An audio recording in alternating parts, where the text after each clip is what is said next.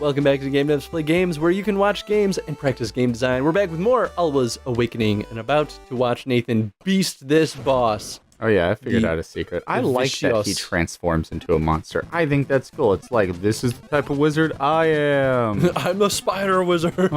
I'm the master of spider wizardry. That is kind of a weird form for your magic to take. Like, it's so specific. But, you know, to be fair, if I were given the option to be a spider wizard, and they were like, it's either spider wizard or no wizard, I'd be like, I feel like fucking spider wizard it is. Hell yeah, spider wizard. I mean, even if they were like, okay, you could be a spider wizard or like a cotton candy wizard. And while I like me some cotton candy, spider wizard, you can make faux cotton candy. So. It's the slow wind up. That's what gets me on that one. I do kind of like, though, that he has a phase 2 form. Oh, yeah, absolutely. Because, like, I mean, like, it was already, it's still moderately easy, you know? It's a higher level form of the same attack he was already giving you. It's just that they're at the same time. And because that second one is slower, it tricks you out. It basically is guaranteeing you that he's going to hit you once. Oh. Yeah, that makes sense. I don't want it. I don't want it. Oh. Okay, you can make me, I guess. I got a teardrop. This game doesn't put up with your shit, Nathan. It doesn't. They saw your Final Fantasy 15 playthrough. You know what? If this game had a quick timing event, it would actually mean something. Probably, yeah. Be like, oh, you failed, so that you fail this part of the game. I'd be like, oh, thanks for actually caring about what I do. God, such a fine example of like, let's not give player agency a thing. Oh, yeah. So now do we just go back to the village? I think I am. I mean, I imagine like, this area is the path complete? Well, they did say that there was like a secret treasure in here. I'm also curious what those orbs actually did for the boss battle. Like, do you think that it reduced his total health? I would like to think so, but there's a lot of orbs. Look at, there's a total of 99 orbs in the game. Well, for that area, so in the current area, there's 7, and you've got none. So if you, there you go. So even the town of Westwood has them, and there's obviously not as. So you got 5 in the Amber Scalium. Although I guess for boss battles, maybe it's like Sacellum, yeah. So maybe with the orbs, it's like the total amount, or maybe it's only the final boss.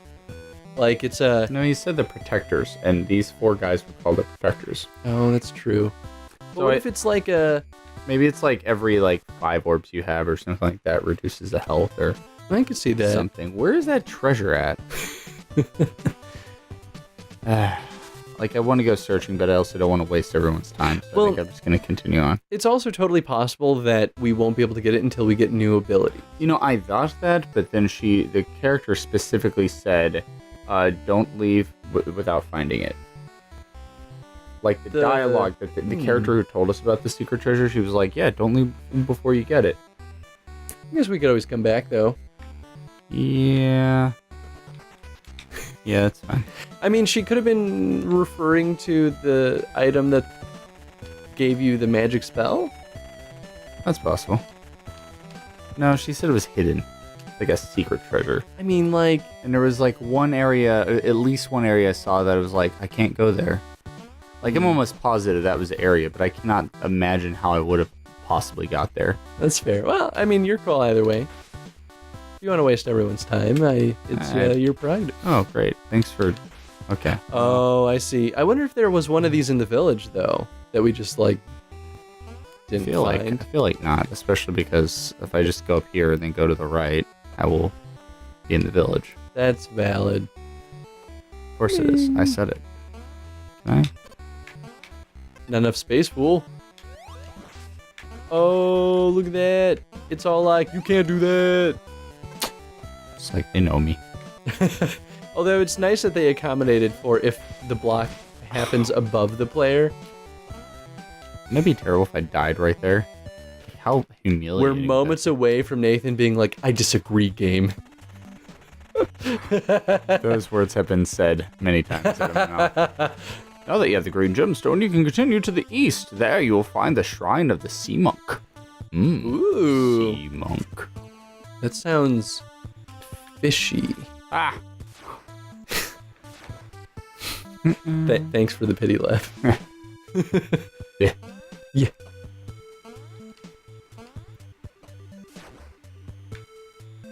Oh yeah, this guy and a shady cat. But like, what light? Are you the light? Are you staring at the light, cat? Go to the Gloom Lake. You will then unlock the entrance to your final challenge. Oh dang. Boy. That's end game talk right there. Do you think that's son. the game's designer talking to you directly? Like, One could only hope. that's one thing that I always found interesting. Game developers like putting themselves in the game, which like it can be fun. I think there are more tasteful ways of doing it than. Oh, wait. I thought. Okay. Yeah. Oh, maybe. Oh yeah.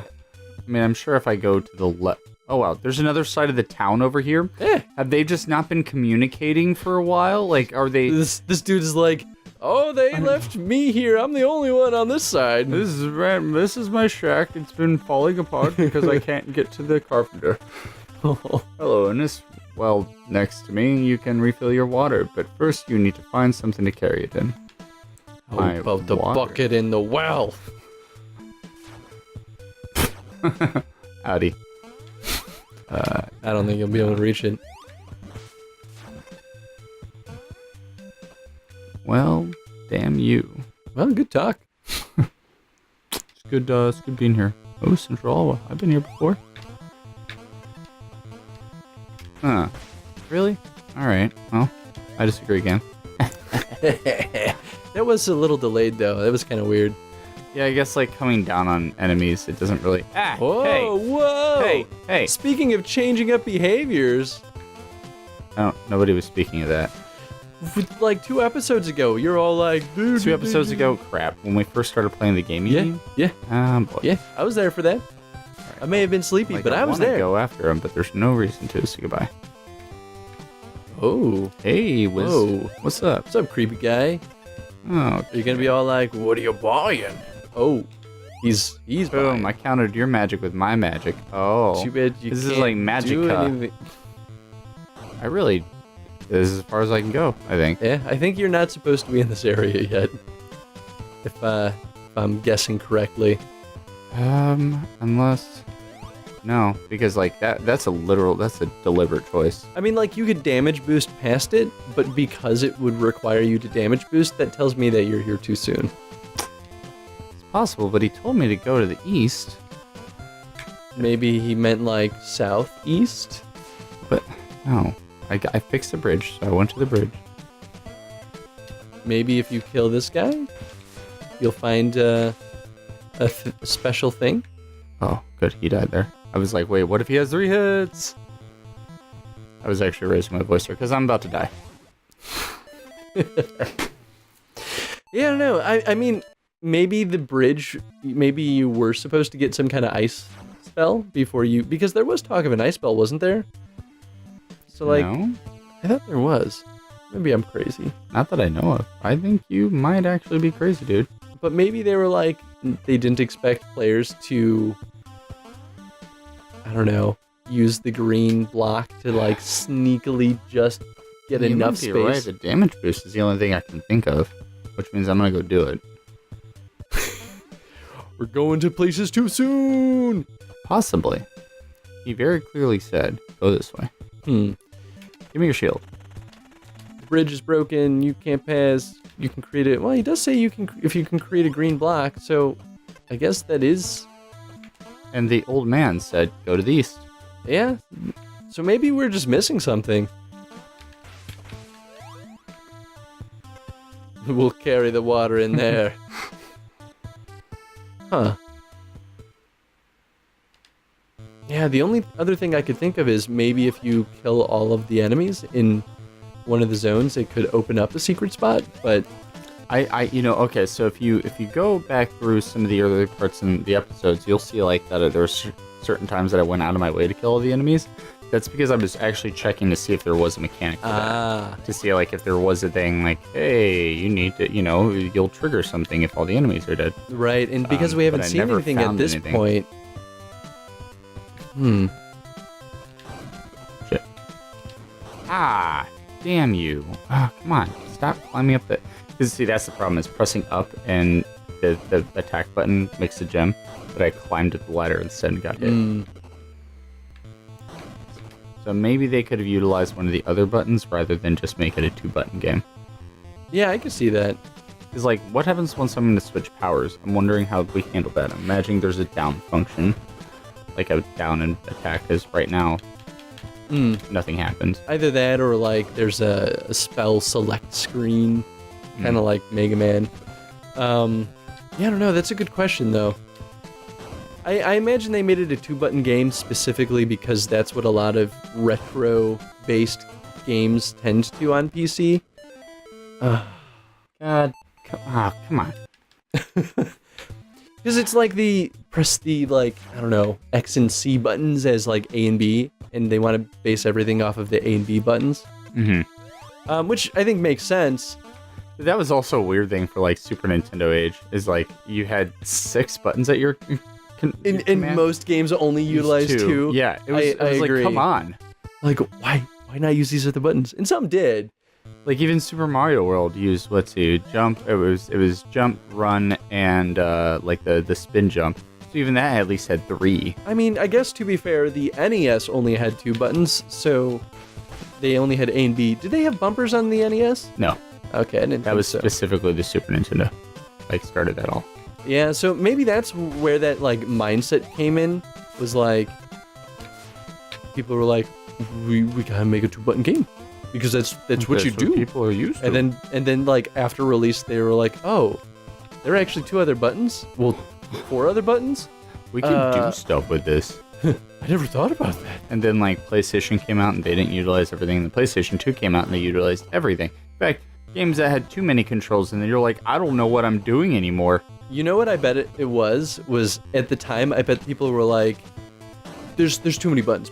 Players aren't going to understand what to do with all those buttons. We're just going to make a 2-button game. Because I'm seeing the same thing now with VR, where people are like, oh, kids aren't going to know what to do with these. I'm like, no, I promise you kids will figure it out. Oh yeah, they'll figure it out before you will. They're almost always better at figuring that stuff out than most adult game designers give kids credit for. Dude, I think damage boosting is the only way to get past that this early in the game. And hey, remember this place? Boom. Oh, yeah. So now we can go back and see if we can find that secret. So, okay. Assuming that you are correct in that damage boosting is the solution,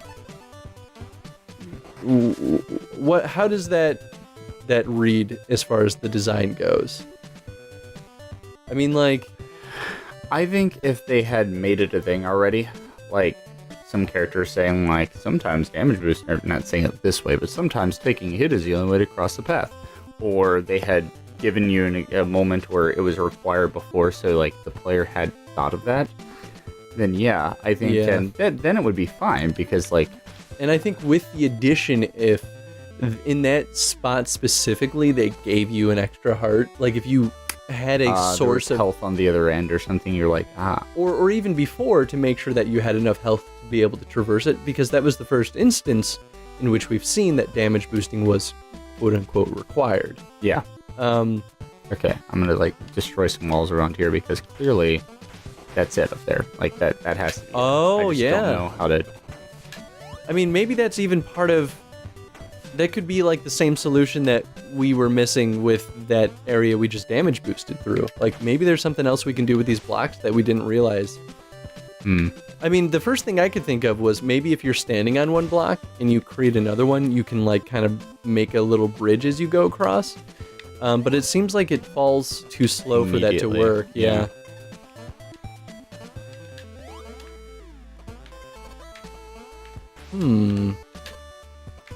Yeah, this is what makes me think that we have to come back. Because I know that there's a bubble mechanic. We've seen it in the trailer, and you float up. And that seems to be the clear, obvious, like, mechanic that would get us up there. So I was just the dialogue text was worded oddly, and I think that It was misleading. yeah, it was very misleading. Like, hey, don't leave until you got it, but you actually can't. Ah, crap. Unless, of course, they were actually talking about, like, the green gem. But if that is the case, though, it's still pretty misleading because it wasn't, like, it wasn't really down there. secret. It was just something we had to find. No, God, stop. Oh, that sucks. Oh, and I got shot in the back of the head. I mean, at least you get back upstairs, Yeah. I think. All right, we're going to go down to that bottom right area, and if it's not there, then I'm back to where I was.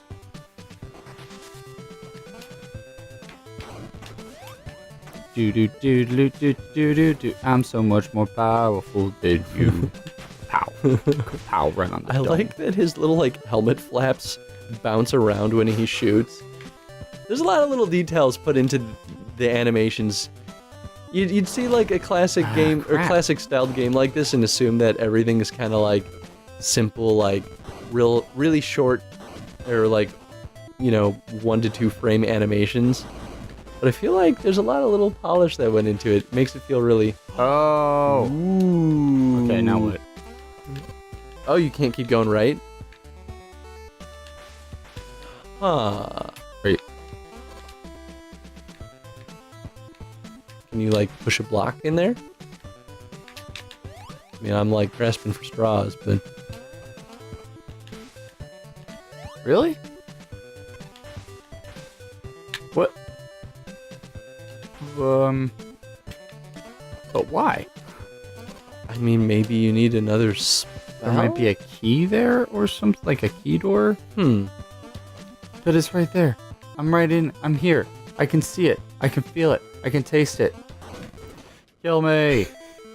Yeah, that's interesting. Like, I don't want to say that it's bad, because it could actually be a very intricate and interesting puzzle. But the lack of information is what can make it frustrating. Absolutely. Because you see that and you're like, okay, well, I found it, but Don't now know what to do. there's no, like, clue. There's no further step to take away from that, other than, like, we have a potential passage. Either that or a bug. Like a missing collision piece. Yeah, no, it seemed too deliberate to be a missing collision piece. I agree. Yeah, interesting. Not really a fan of what just happened. With I feel the, gypped. Yeah, I mean, maybe it will feel better after we get some other spells. Crap. Is what I'm hoping. Ah, man. Yeah, I don't know. Yeah, I think for me it just comes down to information on hand. I think the lack of information is what makes it feel cheapened, or cheapens the experience of it. Because there are definitely cases where lack of information can be useful, and really interesting. Fez is a great example of that. Most of the time you're playing Fez, you have no clue what's going on. With some of the more complex puzzles, you're just like, I gotta figure this out one way or another. Yeah. But it builds its design off of that philosophy, whereas this kind of comes with other expectations that, especially in that presentation, where it feels like it doesn't make sense, and that it's not that we're not figuring it out, it's that it feels like it's just missing something. That's my thinking anyway. You got this, buddy. Do it. Get that blue orb. It's got your name on it. Oh, Maybe that's a wall. Nathan, how do they know?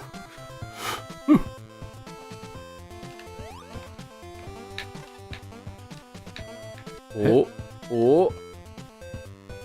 Ooh. I'll just wait for you to come to me, mister.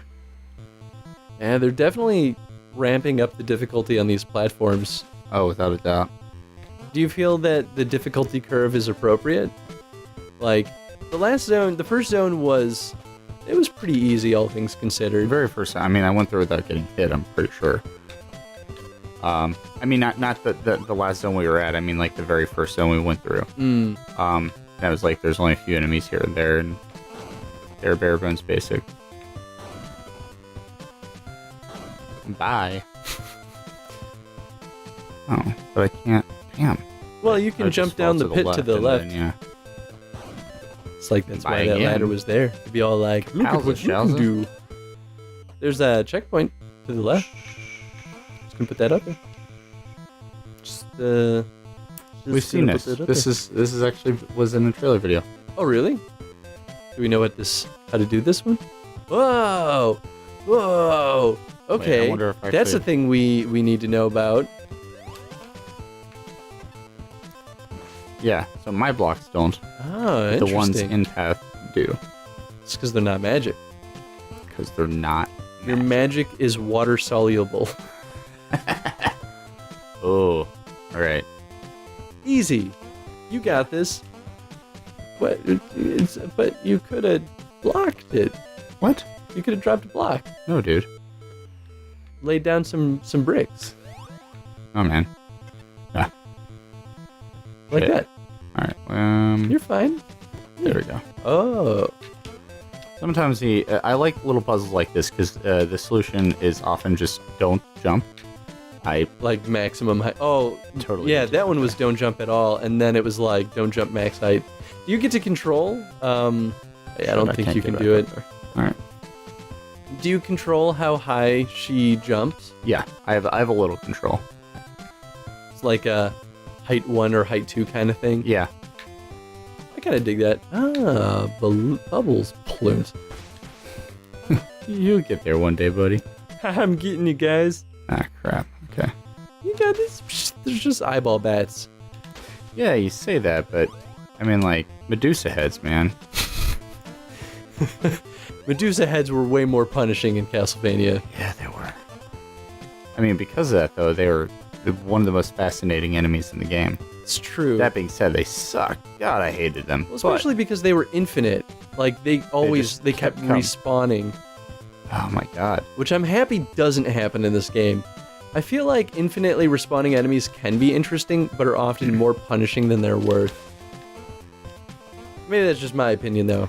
Yeah, I mean, if it, like the one that all right, the one that I remember in Castlevania was like the long stretch of the hallway.